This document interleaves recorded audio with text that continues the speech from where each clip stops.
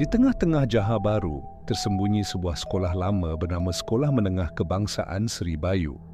Sekolah ini pernah terkenal dengan keputusan akademik cemerlang, namun ada satu perkara yang menjadi buah mulut, blok lama di hujung padang. Blok itu sudah tidak digunakan sejak 2003, kononnya kerana strukturnya uzur. Namun, dalam kalangan pelajar dan guru, blok itu dikaitkan dengan gangguan misteri. Aina, pelajar tingkatan 5 yang baru berpindah dari Kuala Lumpur, tidak percaya pada cerita-cerita sebegini. Dia menganggap semuanya sekadar urban legend. Tetapi, segalanya berubah pada minggu pertama persekolahannya.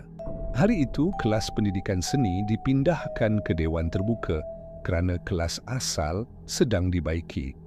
Aina yang tertinggal pensilnya diarah cikgu untuk pergi ke bilik seni lama di blok hujung. Ambil cepat dan jangan naik ke tingkat 2, pesan cikgu. Nada suaranya agak serius. Aina menurut, tetapi rasa ingin tahu menewaskan rasa takut. Selepas mengambil pensel, dia terpandang satu tangga usang di hujung koridor.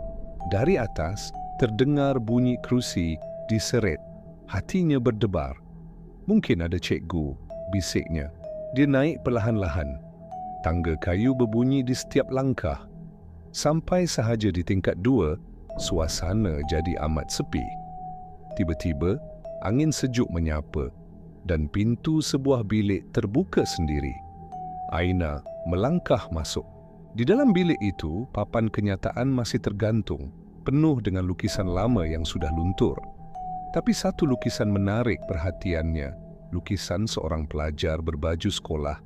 Wajahnya tiada, hanya kosong dan hitam. Ketika Aina mendekati lukisan itu, dia terdengar bisikan, "Kenapa kau datang balik?" Dia berpaling, tiada sesiapa. Tiba-tiba, dia lihat bayangan hitam berdiri di hujung bilik, tinggi dan tidak jelas bentuknya. Aina tidak dapat bergerak. Bayangan itu makin dekat, perlahan, dan dia mula rasa sesak nafas.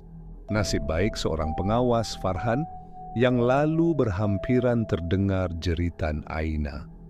Dia naik dan jumpa Aina terduduk di lantai, menangis dan menggigil.